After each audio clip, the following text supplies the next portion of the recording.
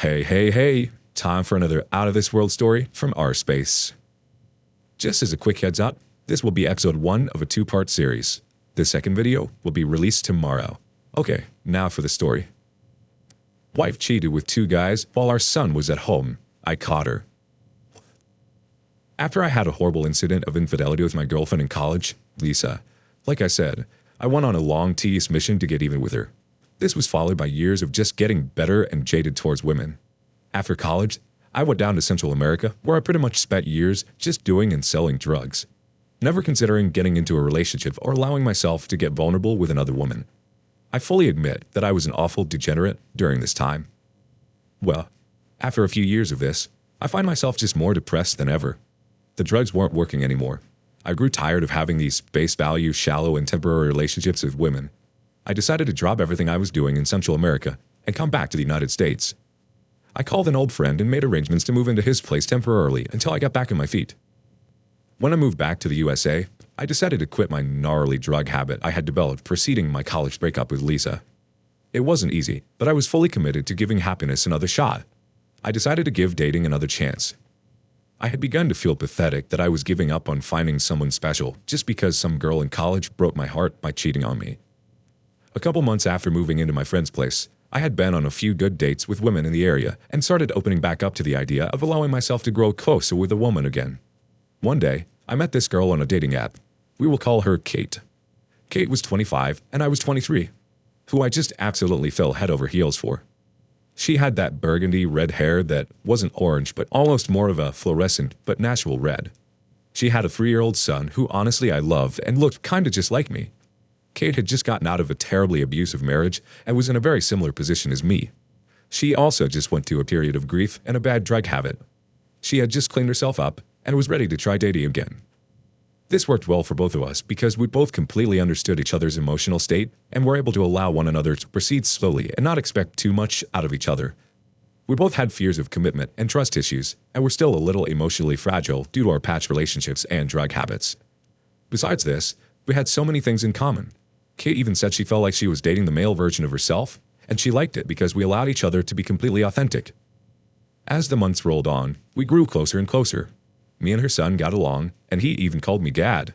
He was too young to remember his biological father, and I was the only other father role he's ever had in his life. The day I taught him how to pee standing up on a tree sealed the deal for me, and he was my son from that point on. I got a job at a finance firm, and Kate worked at a nightclub. Things were going well, and we moved into an apartment together, bought a car together, and were in the process of trying to buy a house. We were going to get married and have a kid of our own. We only smoked weed occasionally, and felt like we had fully recovered from our past drug addictions and emotional wreckage. We both crawled out of the depths of real darkness and found some peace and happiness together. Or so I thought.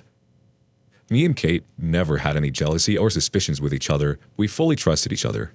We never went through each other's phones, and we knew each other's passwords and login info to everything, so we never had any issues around trust with one another. Until this happened. Typically, I would get up early in the morning before I got ready for work to walk Kate into the apartment from the parking lot because she wouldn't get home until after 3 or 4 a.m. in the morning from work, and it was a bit of a sketchy walk. The club typically was only open until 2 a.m. most days, but recently started staying open until 4 most nights of the week. Or so Kate told me. One morning, Kate said she was leaving work a little later because she had to drop a friend off at her house. She told me this only like 5 minutes before she would ordinarily arrive home. It usually took her about 35 minutes to get home from work, so I found it a bit odd that she told me so last second, and I knew where her friend lived, so it may have only taken an extra 5 minutes to drop her off on the way to our place. She ends up getting home about an hour later than usual, and something seemed a bit off. She looked high, not on weed, but it struck me as if she was on coke or Molly. I briefly confronted her about this, but she brushed it off quickly and said she was late because her friend's car broke down and they tried to get it fixed, but couldn't. That's why it took so long to get home. This was the first time in almost a year that anything like this happened, so I quickly pushed down my suspicions and chalked it up as me being a bit paranoid because of my past experience with infidelity and dishonesty. I told myself Kate would never do anything sketchy. She had been through the same thing I went to, and she knew in full detail my story about the last relationship. She would never do anything like that to me, especially since it happened to her too.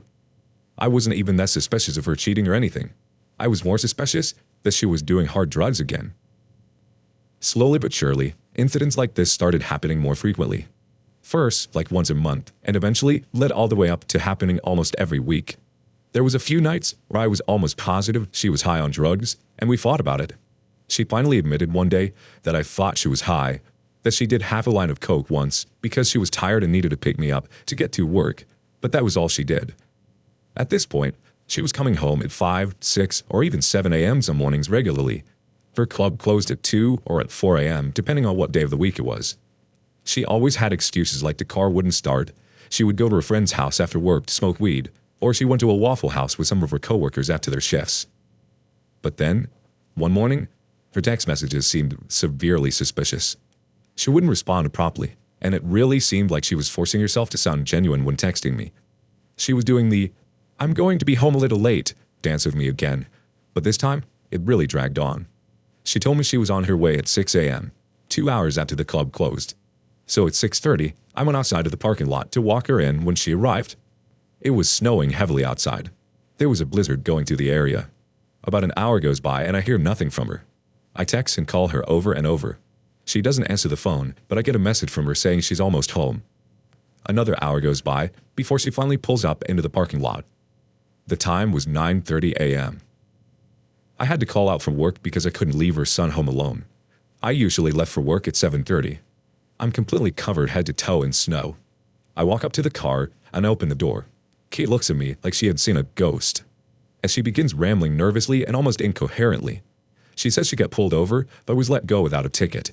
The car ran out of gas, so she had to stop to fill up. Her friend was having a mental breakdown, so she stayed with her for a while to help her after work. She even started blaming me for things like saying she wouldn't have gotten pulled over if I got the registration done sooner. Yada yada yada. Thing is, she could have told me this by texting me or calling me at any point during all of this. It was all very suspicious.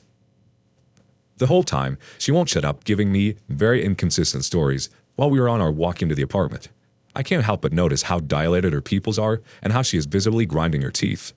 Obviously, I was very angry at this point, but I was so exhausted and cold from standing outside for hours and worrying about her. I temporarily let it go and tried to distract myself with some video games. I was convinced she was doing cocaine at work or after work. What else was she up to? Who was she doing cocaine with? Just her coworkers and friends? Is she doing other drugs? Was she cheating? I was only mildly worried that she was cheating. I was more concerned about her drug use. We both had our runs in the past with them, hence why we only smoked weed nowadays and occasionally had a drink. We weren't sober or anything like people in a 12-step program, but we tried to keep it very mellow. Her lying about the drugs was even more concerning to me than the actual drug use, because it was triggering my trauma from my ex Lisa, who lied to me and cheated on me in college. I literally was at the point where I didn't even care if she did the drugs. I just wanted her to be honest with me. I couldn't stand the thought of being in another relationship where my girlfriend was lying to me about anything. My mind began to spiral. I felt completely betrayed. Me and Kate helped build each other back up after our tumultuous pasts, and now we had wonderful lives. I never thought she would lie to me about anything. We had such an open book, trustworthy relationship, and we never had experienced any problems with this type of stuff before. I got obsessed with trying to find out if she was lying about the drugs. I needed undeniable proof. The next day, when she left for work, I tore up the house, looking for something. I had no idea what I was looking for. A bag of coke? Some pills, maybe? I went to every drawer, every nook and cranny of every piece of furniture, coat pocket, on top of the cabinets, anywhere she could hide something. I found nothing. I tried to convince myself I was just being paranoid. My PTSD and insecurities about my past relationship were triggering me, and I was just getting obsessive with trying to find something that wasn't there. I decided I would stop trying to find out if she was lying, because if I was wrong, my behavior could ruin a good relationship. I thought Kate would never lie to me, or even worse, cheat on me. She had a horrible experience with her ex-husband cheating on her while she was pregnant, and he also hid a drug problem from her. So I couldn't imagine her doing the same thing to me that her ex-husband did to her. So I let things go. She came home at normal times again for a while. This calmed me down a lot. I began to feel bad for my paranoia. Until one night, I'm at a local pool hall playing at a table with a random guy. We will call him Jerry. And while me and Jerry are chatting, I mentioned my girlfriend works at the club's name. Jerry's sister, Sarah, was hanging out with us while we played pool. Said she worked at the same club a couple months ago. I asked her if she knew Kate, and she said she did, but they weren't really that close. They mostly knew each other in passing. I then expressed that I wish Kate had a day job where we could be home together more at night when I got off work. I tell Sarah that since the club typically closes at 4, I would only see Kate for about an hour or two before I left for work in the morning. Sarah then looks at me confused and says, "I thought they close at 2 a.m. When I worked there, we only closed at 4 on Friday and Saturday nights." I tell Sarah, "They changed the hours after you left." Sarah then tells me that her roommate still works there, as she never mentioned the closing times had changed because she still comes home just after 2 during the week. It got awkward fast, but I shrugged it off and finished the game of pool. After the game, I went home and I couldn't get what Sarah told me out of my head. I looked up the club Kate worked at, and indeed, it said they were only open till 4 a.m. on Friday and Saturday nights, and 2 a.m. every other night. I again convinced myself that they must not have updated the times on their website yet after they made changes or something. Deep down, I knew Kate was up to something, but I was so scared of being lied to again after years of avoiding relationships for that exact reason. I was in full-fledged denial. The next day was a Sunday night. I texted Kate and asked her when she would get off that night, and she said she would be home at 4:30, and she would text me when she was on her way. So at 2:30 a.m., I called the club and asked if I could speak with her. It was about her son. The manager answered and told me they had closed at 2, and Kate already left. I felt like I was going to throw up. I decided I was going to confront Kate. I don't know when she came home that night because I ended up drinking until I passed out and didn't go out to the parking lot to walk her in. When I woke up, she was asleep next to me. I got up and went into the living room where I saw her purse sitting on the coffee table. I picked it up and started going through it.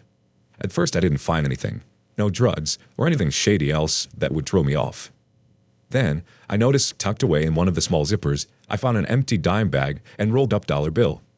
Is this what I have been looking for all this time? I just put it down on the coffee table and went to work. I was hoping she would see it and know that I found it. When I came home, she was getting ready for work. She was in front of the bathroom mirror doing her makeup, specifically her eyeliner. I lean up against the door and look at her through the mirror. She looks up and says, "Hey babe, what's up? How was work?" I guess she didn't see that I found the rolled up dollar bill. I reply with, "Hey, we need to talk about something." I proceed to tell her that I called the club and they told me they close at 2 on Sundays.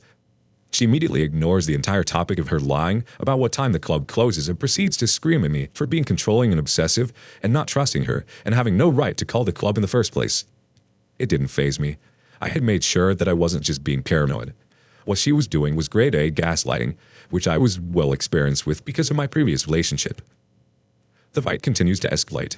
I accuse her of doing cocaine behind my back and lying to me about her drug habit. I call her a coke whore, and that's when she turns around and swings at me with her eyeliner. I turn in reflex, and she lodges the eyeliner pencil about 1.5 inches into my shoulder. She then proceeds to punch me about 6 times in the face. I don't react or hit back. I was mostly just in shock. Once she finished beating me and screaming, we both just stand there staring at each other. I pull the pencil out of my arm and drop it at the floor.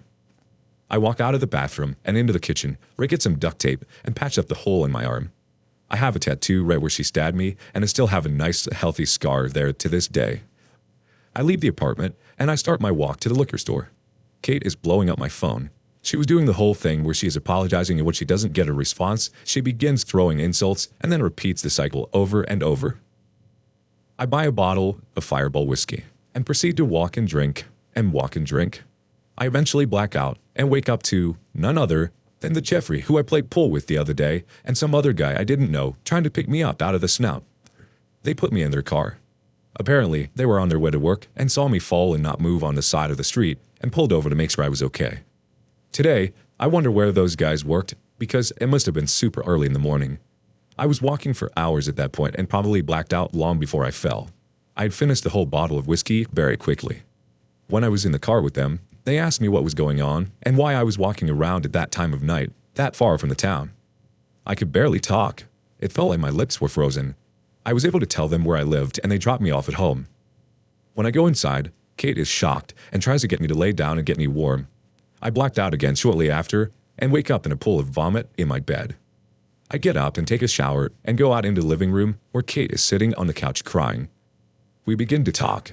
She apologizes for stabbing me with the eyeliner pencil, and she admits that she had started doing coke again and was going to her co-worker's place. A few of them lived together in an apartment.